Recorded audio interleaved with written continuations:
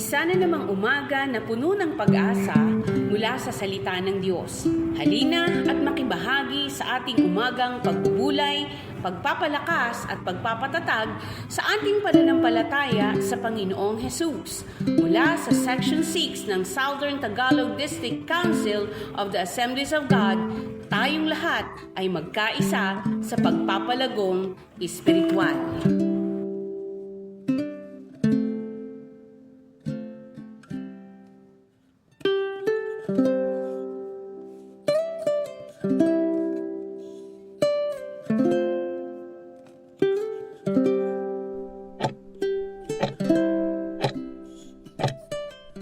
Praise God! Magandang umaga po muli sa umagang ito. At samahan niyo po kami sa ating word of encouragement sa umagang ito, morning devotion. At matatagpuan po natin sa John 16:33. Kabisado na po natin ito. Napakaliwanag ng salita ng Diyos doon na pinaparating sa atin. Sabi ito, sinabi ko sa inyo upang sa inyong pakikipag-isa sa akin ay magkaroon kayo ng kapayapaan. Magdaranas kayo ng kapigatian sa sanlibutan ito, ngunit tibayan ninyo ang inyong loob na pagtagumpayan ko na ang sanlibutan ito. Salamat po, Ama, sa pangalan ni Jesus. Tulungan mo kami na patuloy naming maunawaan, magkaroon kami ng encourage one another para po lalo kaming tumibay at matatag at anuman po ang mga dadaanan namin, hindi po kami matatakot bagkos kami ay magkakaroon ng kapayapaan sa puso. Salamat po. Amen. So, ang pag-usapan natin ay pagsubok. Amen. At alam po natin, pag binasa natin itong John 16, ito ay patungkol sa patuloy na pagtuturo ni Jesus Christ sa mga disciple. At sinasabi niya yung mga mangyayari sa kanya na maghihirap siya. Ano po. At sabi nga po doon sa ating binasa, sabi doon, sinabi ng Panginoon sa mga disciple niya, na sa mundong ito, maraming kapigatian na dadaanan ng mga tao. Hindi malingad po sa atin yan. Bilang mananampalataya sa ating panahon ngayon, ang dami natin mga problema, pagsubok, may sakit, may karamdaman, mayroon doon kamatayan. Sabi doon sa Roma, sabi doon, may tabak at kung ano-ano pang mga persecution ang daraanan natin. Pero bilang mananampalataya, yan ay bahagi ng ating buhay. Kaya po hindi po tayo dapat na magulat, bagkos alam na po natin na mangyayari yan at ang gagawin lang natin ay patuloy na magpakatibay sa ating mga pananampalataya. At kapag dumating ang mga problema at pagsubok sa ating buhay, yung ating pong pananampalataya ay patuloy nating palalimin, patibayin dahil sinabi naman kung kulang tayo sa pananampalataya, humingi tayo at dadagdagan. At ang Diyos din naman ang nagbibigay ng pananampalataya kasi yung pananampalataya ang patuloy na magdadala sa atin sa pangako na buhay na walang hanggan. At yung pananampalataya na yan, napakahalaga sa mga mananampalataya, mga kapatid. Kasi nga po, yung pananampalataya na yan, yung kailangan natin, yung pananampalataya kay Kristo. Kaya po, tandaan natin ang kahalagahan na hindi tayo pababayaan ng Panginoon. Amen. Praise God. Praise God, purihin ng Panginoon. Tunay nga po na katulad ng mga pangako ng Diyos na yung pananampalataya po natin. Kaya napakahalaga po dito sa ating binasa ang kahalagahan ng pananampalataya. At alam naman po natin kapag kulang ito, hihingi tayo. At hindi lamang po pananampalataya, mayroon pa po tayong mapupulot na aral dito sa ating binasa sa John 16:33. Sabi po doon, tayo ay mga makakaranas ng mga kapigatian sa mundong ito. So, ano yung mga kapigatian na nararanasan natin ngayon, lalo na sa panahon natin ngayon, grabe ang mga nakikita natin sa paligid. Yung mga init ng araw, patindi ng patindi, at yung mga climate change, pabago ng pabago, kaya po hindi maintindihan. At kung minsan, mga balita sa iba't ibang bansa, may digmaan dini, may tsunami, may baha, kung ano-ano po ang mga nakikita natin. At alam naman po natin ang mga yan ay bahagi na dadaanan natin. Subalit napakahalaga, may mga bagay-bagay na tayo nagagawin para tayo po ay hindi matakot kapag dumarating ang mga problema at mga pagsubok. Tandaan po natin ang kahalagahan na ang Panginoon ay tayo ay sasamahan at hindi po niya tayo pababayaan. Kaya kung babasahin po natin dito sa bandang unahan, napakabuti ng Panginoon kasi bago dumating yung mga pagdakip sa Kanya, lahat ng mga kakailanganin ng mga mananampalataya, lahat ng mga dapat malaman ng mga disciple ay itinuro ng Panginoon si Kristo. Kaya sa panahon din natin ito mga kapatid, di po ba? Napakarami ng mga salita ng Diyos na magagamit natin, mai-apply natin, mapapangawakan natin kapag tayo ay dumaranas ng mga kahirapan, mga problema at pagsubok. Tunay nga po na napakabuti ng Panginoon sa buhay ng mga kapatiran. Hallelujah. Amen. Hallelujah. Kaya po, salamat. Napakabuti ng Panginoon. At ang isang pinakamagandang ipagpasalamat po natin mga kapatid kay Kristo. Walang iba kundi po, di po ba? Yung isinugo ang banal na spirito.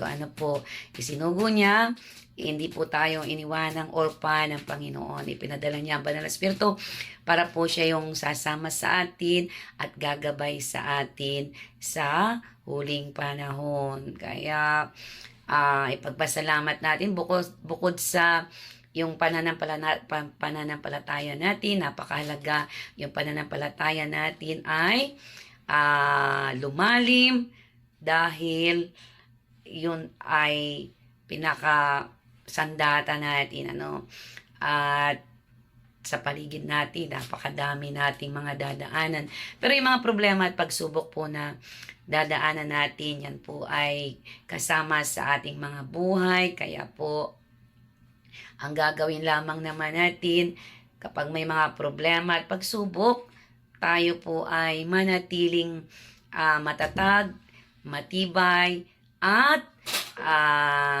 nananatili, nagtitiwala sa Panginoon. Hindi po madali, pero ang Diyos naman po ang nangako sa atin na hindi tayo pababayaan.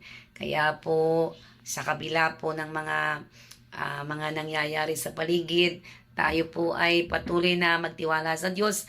Ang pangako naman niya, parati tayong sasamahan at hindi niya po tayo iiwanan. So, yun yung isang bagay na ganda at napakalaga sa ating mga mananampalataya sa panahon natin ngayon. Ang Panginoon ay hindi po tayo pababayaan. Mapapanghawakan natin at saka yung pangako niya na ang Panginoon ay mananatili siya noon, ngayon at magpakailanman. So mananatili ang Panginoon sa atin, hindi tayo pababayaan. Kaya po magpatuloy lang po tayo mga kapatid kay Kristo. Magpatuloy na ilagak sa Diyos ang ating pananampalataya, katatagan, kapayapaan, at katagumpayan ang ibibigay sa atin ng Panginoon. Amen. Purihin ang Diyos. Praise God! Kahit na pangako ng Diyos, napakaganda. Kahit na tayo dumaranas ng mga problema at pagsubok, kahirapan, tribulation, mayroon naman pangako ang Panginoon at ang pangako ng Diyos sa mga magtitiwala sa Kanya. Bibigyan niya tayo ng kapayapaan. Kapayapaan saan? Sa ating mga puso, sa kabila ng nasa paligid natin, kabi-kabila, ang nakikita natin problema at pagsubok, pero sabi doon, bibigyan niya tayo ng kapayapaan sa ating puso.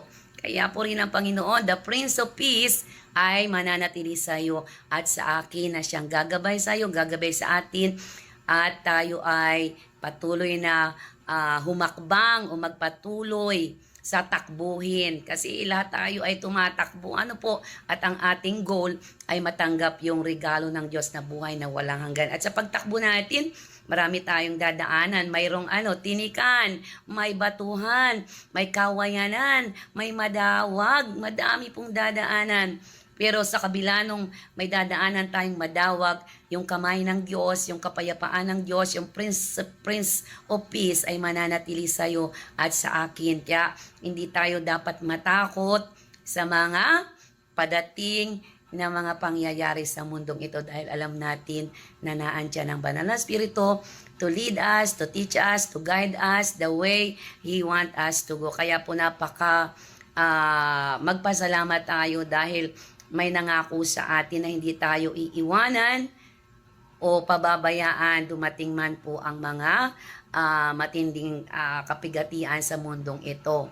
Kaya po sabi doon, ang pangako pa ng isa ng Diyos na pagtagumpayan na ng Panginoon ang mga bagay-bagay sa mundong ito. Kaya po yung mga aasa, magtitiwala kay Jesus Christ, mapapagtagumpayan din natin ang mga problema at pagsubok na yan kasi ang Diyos ang mayroong solusyon sa mga pagsubok natin. Alam niya po, siya po ang tutulong at gagabay sa atin para tayo magtagumpay sa kabila ng mga problema dito sa mundo, pero take note na andyan yung kamay ng Diyos na tutulungan yung ating pananampalataya ay lumalim, tutulungan tayo na may kapayapaan sa ating puso at pinangakuan tayo na pinatagumpayan na niya ang mga bagay-bagay. Kaya po, purihin ang Panginoon. Ama, sa pangalan ni Jesus, maraming salamat po sa umagang ito. Patuloy pong pagpalain ng aking mga kapatid sa walang sawa na nanonood. Pagpalain po ano pong mga kinakaharap namin ngayon, mga balita-balita sa paligid, mga kawalan. Pero ikaw ay nangako, you never leave us nor forsake us. Kaya pangahawakan namin ang iyong mga pangako sa panahong ito na kung saan kami dumaras ng mga pagsubok at problema na andyan ka, hindi mo kami pababayaan. Pagpalain mga kapatid namin na nangangailangan ng gabay at tulong ng pagsama mo, alam po namin na buhay ka at hindi ka nag-iiwan, hindi mo pababayaan. Dagdagan mo ang aming pananampalataya at patuloy na maghari ang kapayapaan sa aming puso dahil alam namin na mananagumpay ka at ang mga susunod sa iyo magtitiwala ay mananagumpay din. Maraming salamat po, Ama. Jesus name we pray. Amen. God bless po everyone. To God be the glory. Salamat po sa Diyos. Ganda umaga po.